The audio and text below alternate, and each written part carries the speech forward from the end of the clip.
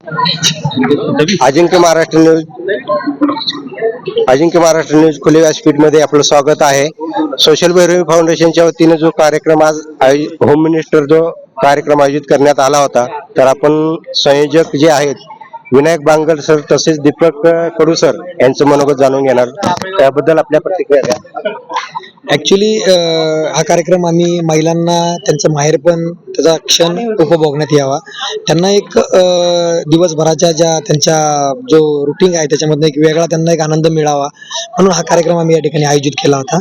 आणि या कार्यक्रमाला माझ्या बहिणी, आई, त्यानंतर मावशी, काकी, आजी असतील सर्व वया गटाच्या महिला या ठिकाणी उपस्थित राहिल्या आणि त्यांनी भरघोस प्रतिसाद दिला. आणि आमच्या मार्गदर्शिका सुचिताताई भालेराव यांच्या मार्गदर्शनाखाली आम्ही हा कार्यक्रम आयोजित केला होता.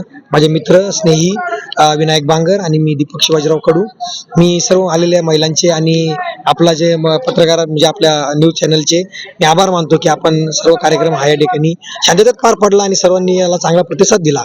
त्याबद्दल मी भैरवी सोशल फाउंडेशन आणि आमच्या मार्गदर्शिका सुजाताताई भालेराव यांच्या वतीने मी सर्वांचे आभार व्यक्त करतो की हा कार्यक्रम अतिशय उत्कृष्ट झाला. त्याबद्दल सर्वांचे आभार. आपले मत व्यक्त करा. आजच्या या भैरवी सोशल फाउंडेशनच्या मार्गदर्शनाखाली तसेच दीपक शिवाजीराव कडू व मी विनायक बांगर आमच्या आयोजनाने जे होम मिनिस्टरचा कार्यक्रम आपण प्रभाग क्रमांक 38 मधल्या सर्व महिलांसाठी जो घेतला होता, त्यासाठी महिलांनी खूप चांगल्या प्रकारे उत्तम प्रतिसाद दिलेला आहे. त्यांनी खूपच एन्जॉय केलंय. त्या रोजच्या धकाधकीच्या जीवनातून, रोजच्या कामातून वेळ काढून त्या इथे आल्या. त्यांनी त्यांच्यासाठी स्वतःसाठीचे ते क्षण उपभोगले, याचा आम्हाला खूप अभिमान वाटतोय.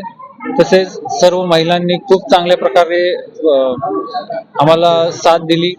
अशी साथ त्यांची आमची पुढील आमच्या सामाजिक शैक्षणिक कार्यासाठी त्यांची साथ लाभो हीच माझी त्यांच्याकडे अपेक्षा राहील.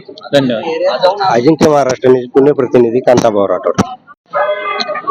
आजच्या या भैरवी सोशल फाउंडेशनच्या माध्यमातून आमच्या भगिनी डॉक्टर सुचेताताई भालेराव यांच्या माध्यमातून हा खूप मोठा कार्यक्रम इथं घेण्यात आला. त्यामध्ये जे तळागाळातील ज्या महिला आहेत त्यांना त्या कार्यक्रमाचा उपभोग घेता आला आणि विशेषतः म्हणजे त्याच्यामध्ये जे विजेते झालेले आहेत त्यांचं खूप अभिनंदन, कारण ज्याला गरज होती अशा महिलेला ते बक्षीस मिळालं, त्या कार्यक्रमाचं सार्थक झालं असं मला त्या निमित्तानं इथं वाटतंय.